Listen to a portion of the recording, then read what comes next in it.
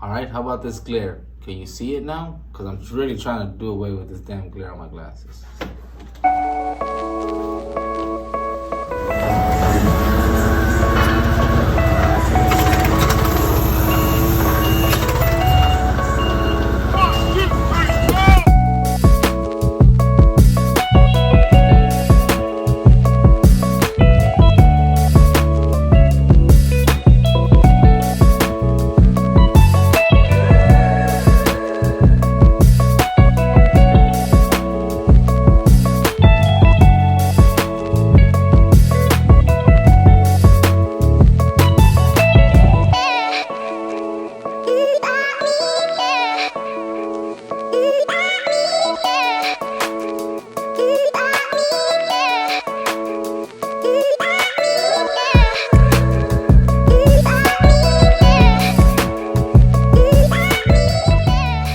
Hello everyone, this is Martin with Steadfast and Ryan in Houston.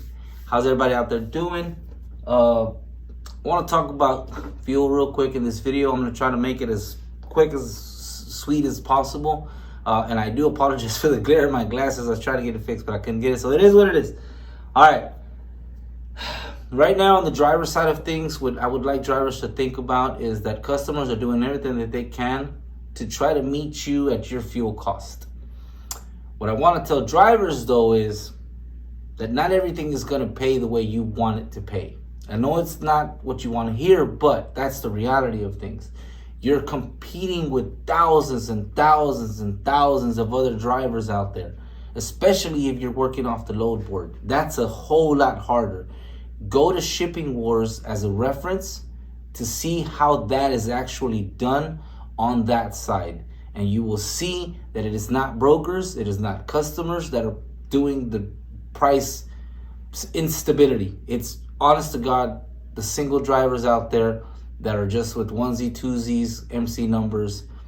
That's who's causing this downfall. They don't have the overhead that you and I may have. So that's what I want to talk to you guys about. So on the fuel side of things, the Dallas round trip is one of the easiest ones that I can explain in terms that everybody should understand. For instance, from Houston to Dallas one way on average is 280 miles, depending on where you're picking up, right? You know, if you're picking up from the port, the rail, warehouse, I don't know, but on average it's about 280 miles one way, 560 miles round trip. I do apologize for that glare. So the RT stands for round trip. So 560 miles round trip from Houston to Dallas. On average, trucks get 6 miles to the gallon. I wish more people understood this side, especially on the driver's side of things, on the owner-operator side of things. Your truck may get crappy gas mileage. I got that. But that is not the customer's fault. That is not the broker's fault. That's not the trucking company's fault. That is your investment. How you look at your truck that's how you should look at your investment. Is this truck getting me the best fuel mileage for what I'm doing? Yes or no? Is this truck maximizing the potential of my abilities to make money? For instance, if you have a lighter day cab truck, 14,000 pounds, you don't want to do a heavy haul type of load. And if you have a heavy tall haul type of load, you may not be wanting to haul containers, because there's differences, believe it or not. On heavy haul type of loads or flatbeds, you'll put a flat rack, and on a container you won't. Because sometimes when you turn, that flat rack can hit the container and so on and so on. So we need to know what type of truck you have, and is that truck going to provide for you the way you want it to provide? Will it do the things that you need it to do? Number one, first and foremost. Second, will it provide, especially in a time period like today, great gas mileage, good gas mileage, or average gas mileage? So for the customer's sake, we look at it like, okay, on an average, every 18-wheeler gets 6 miles to the gallon. On average. Some get 4, some get 8, some get 10, but on average, it's 6 miles to the gallon. So if it's 650 miles round trip, you divide that by 6 miles per gallon, you divide it by 6, it's 93.33 gallons on that round trip from Houston to Dallas. If it's at $5 a gallon, you're looking at $465 in fuel cost from Houston to Dallas round trip with 6 miles on average to the gallon for that truck. Whatever the load may pay, that's, you know, how brokers and customers, each one has their own rate. I can't tell you, but each customer at least tries to get as close to this fuel percentage as possible. They're not going to get it on the money all the time. It's going to be rare to get it on the money all the time. Of course, the driver wants to get compensated 100% of the time. But it's not the customer's fault or the broker's fault or the trucking company's fault that your truck gets 4 miles to the gallon and not 6. Or that it gets 6 miles to the gallon and not 8.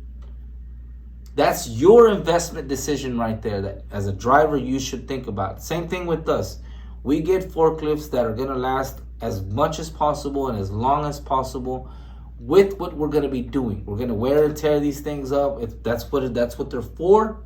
They're not meant to be kept in the closet or in the room, you know, not to be used. They're meant to be worn and torn up because we got to work. So it's a little bit of abuse that every now and then your truck or your forklift, in my case, may take. Now, here's something interesting. There's a lot of trucks out there already that get 4 miles to the gallon, that get 6 miles to the gallon, that get 8 miles to the gallon, and that get 10 miles to the gallon. The rate is going to be the same. I'll throw a number. Let's say it's $1,000, right? The rate is $1,000. But your truck gets 4 miles to the gallon.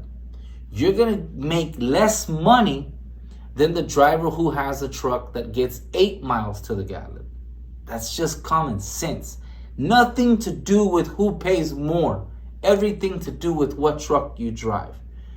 If you don't like the mileage that your truck is giving you and you're refusing work because of it, then that may be a decision that you have to rethink. Okay, should I get a different truck? Because this truck is no longer giving me what it once used to give me. And if you're thinking long term, 10 years, 5 years, 20 years out, is this truck going to keep giving me the same output as I am trying to put into it? Now, I'm going to take this down for just a bit and I'm going to put it back up. Or actually, I'll leave it right here. And I'm going to bring this up to you guys because I already have this made. If at 6 miles to the gallon, 560 miles round trip, you're getting $465 in fuel, that's what your truck is costing you. Imagine at at 4 miles for the gallon, you'll spend more in fuel, period. End of story. 8 miles, you'll spend less gallons. 10 miles, you'll spend less gallons in fuel. That's how much a 10-gallon or a 10-mile a gallon truck will get you in fuel right now. We have a driver that has a truck that gets 10 miles to the gallon. He paid a pretty penny for that truck, but that truck has also gone up in value on top of it. So it's fair to say that his initial investment was a lot of money. It was a brand new 22 Freightliner. It's a lot of money, but that investment has now already made money just on fuel alone. Just on fuel alone. Every single week, the driver that has this truck is going to make more money on average than the driver that has this truck, or this truck, or this truck. This one might fare a little bit better, but the 4 and 6 compared to the 10. So yes, as companies, we do try to look out for the driver as best as we can. But we also know that it's hard to cater and tailor individually to each truck. You cannot do that. It is impossible. So what everyone in the trucking world does is they make it a broad thing. Everyone on average gets 6 miles to the gallon. You divide that by how many miles the driver is going to be running. On average, what the cost is on that side of the United States. And you go off there. The driver's responsibility then is to have a fuel efficient truck and to see who has the cheapest fuel, where they'll be traveling to. and at least try to go that route. That's the best advice I can give you on how we see it, how a driver may or may not see it, how I think they may or may not see it. These are my personal opinions. I hope these help you. But this is something that is a common thing. Every single day we talk about this in trucking. And as drivers, these are things that I wish you guys knew as well. Yes, we all know your truck spends money. We all know that your truck is expensive. We all know that the maintenance is not cheap. And we all know that fuel prices are going up. There's very little that anybody can do about it. On the trucking aspect of things, we can't tell the companies to go down on their price. You have to be as fuel efficient as you can be. Aluminum wheels, single wheels with super singles, anything to bring down the weight as well will go a long way for your fuel efficiency.